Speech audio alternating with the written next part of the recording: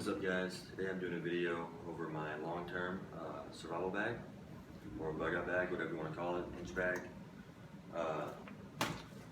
So let's get started.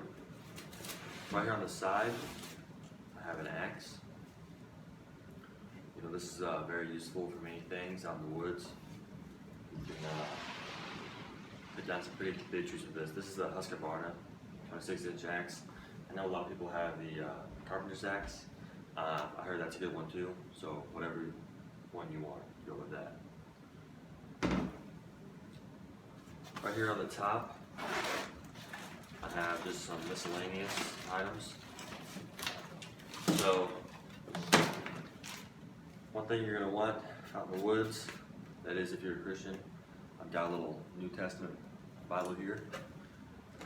Doesn't take any weight, super light.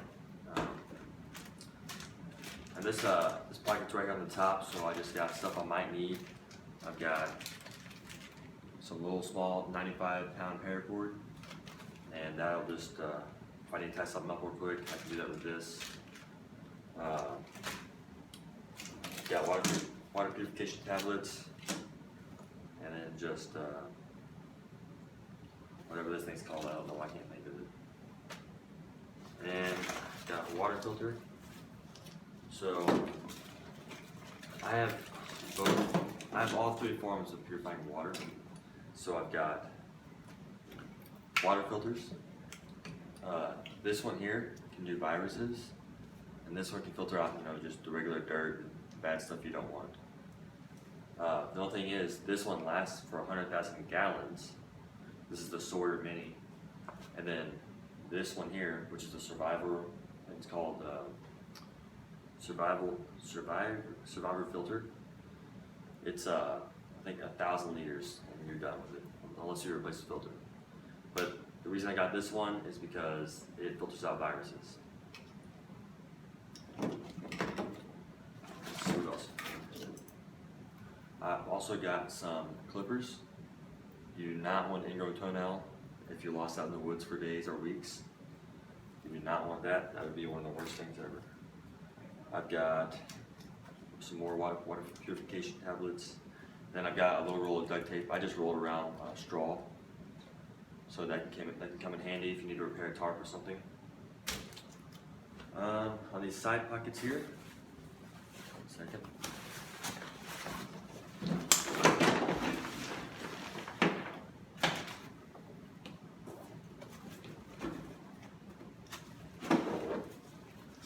This first side pocket, I just have one second, threw the jams in there. I have a sleeping bag liner that just fits perfectly right to that pocket, so I can fill up my main area in my pack. Also, if you're wondering what pack I'm using, it's the Wisport 75. I got it in olive drab. It's been a really good pack. It's really comfortable and everything. There's reviews of it on YouTube, but there's not very many, so I'm going to do one here shortly, probably after this video. And then I got the top of the pack. Alright, so we just went through the top pocket. Now let's go through the pocket that's also on top, but it's in the inside. I think this is called the Claymore pouch, or that was mine on top here, I don't remember. And here I've got some expandable toilet paper tablets. Canadian Prepper did a really good review on this. Just go watch how they work. Just dip them in water and they unfold. I've got 2 of these decontamination towels. Firefighters use them, and they're just basically a shower in a bag, pretty much. I know it's kind of gross, but if you're out in the field, you just do what you gotta do. Right here, I've got my fire kit. I put it all in a little bag I found. I've got waterproof matches, or the stormproof matches. I've got a 6-inch by 1/2 inch fire rod. That'll last me a while. I've also got some more stuff in there. But yeah, matches and some rods, and probably a big lighter is the main things you need to make fire, and some sort of starter. I've got some bags for the virus filter. So what I do with these is I would fill them up with dirty water and drink out of it, or I could fill up with dirty water and fill up my canteen. Just squeeze it into my canteen like that. I've got a little sewing kit I made here, just brown and green cord that I can sew with. I've got a sewing needle.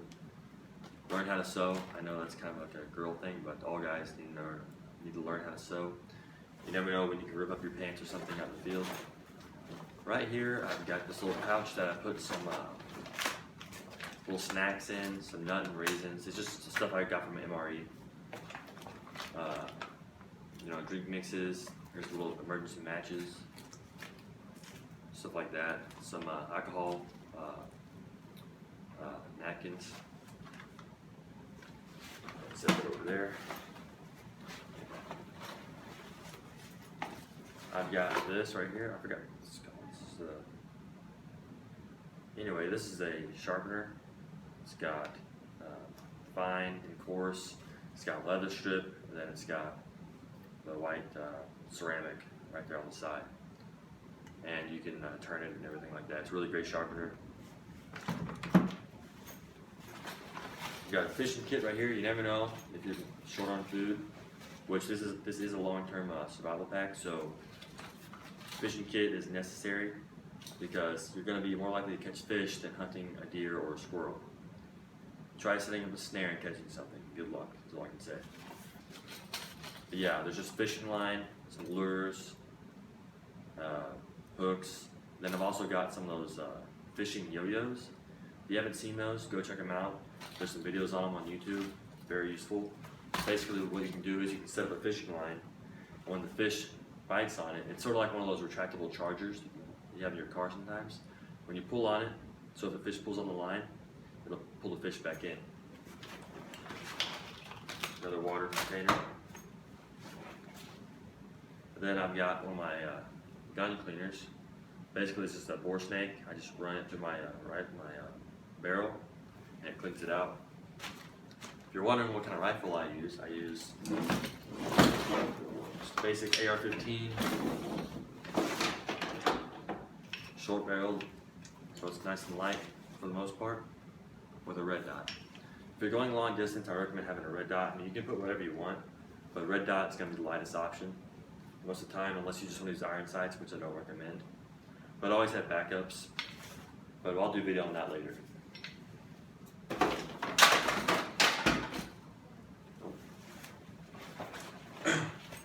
Yeah, that's all for that pocket. It's always a good idea to have extra pouches in your pack, just because a lot of times these bigger packs, you don't want to just pile everything in there and have to dig around for everything. It just makes it a lot easier, especially if you have to dig out stuff and put it back in, and everything just gets really unorganized. Right here, I've got a grill from Expedition Research. It's a really good grill. I mean, it's a solid stainless steel. Cook anything on it. It's pretty light. I know it is stainless steel, but it still doesn't take up that much weight in your pack. You might not even need it on it. I just put it in there because, whatever. That's all that was in that pocket. Now right here, I got to unloosen this cord into my pack. I've got 100 feet of tan paracord right here. Paracord is always great to have. There's so many uses for it. It's, military uses it. It holds 550 pounds. You can really almost do anything with it. So always have paracord in your survival bag. I've got another 100 foot of paracord. So I've got 200 feet of paracord altogether. Now, you can't just have paracord because if you're in the woods building stuff, you're going to need a lot more cordage than just what you can carry with paracord. So you're going to want some finer cord, but that's still strong. So I've got some tarred mason line here. It's a good idea to get the tarred stuff because it just holds the knots way better. Stuff is not going to slip. But yeah, you can carry a lot more of this than you can paracord. So always have some mason line with you. Right here, I've got the Ontario RTAC 2. And it's a great knife. There's tons of reviews on it. I'm going to be doing a review on it here in a little while. You know what? It's a great knife though. great to have. Always have either a big axe and a small knife, or a big knife and, well, I don't really know what else you could have. I have both. I have a big knife and an axe. So it's just personal preference. It's just how much weight you want to carry.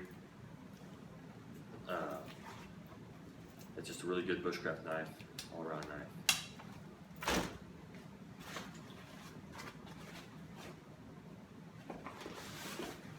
Right here I have a 10 by 10 tarp, OD green. It's just a cheap tarp I bought off Amazon. It's one of those Sil nylon tarps, pretty lightweight, very compact. So let's say you're hiking through the forest, you're trying to get somewhere, it's going to take you several days. Set this up, make a little shelter for the night, take it back down in the morning and be on your way.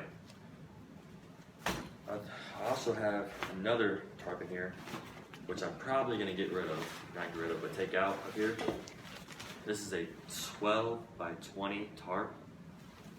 I'm not really sure what I was thinking when I put this in here. Well, all I know is I can make a really big A-frame shelter with this. That would be very long term. So it's just something to consider, and it does take up a lot of weight in your pack. This is probably about 7 to 8 pounds. So just something to consider if you want to bear the weight. Right here I've got the MSR. What do they call this? Seagull. The MSR Seagull. It's a really great pod. You can also use it as a pan because it's pretty wide. I recommend if you have any pots and stuff, be sure to store stuff inside of them. You don't want any wasted space.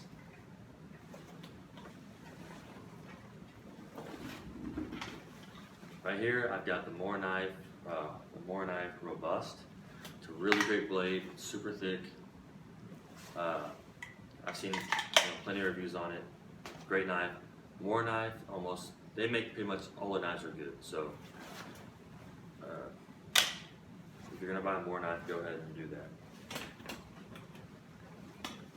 that.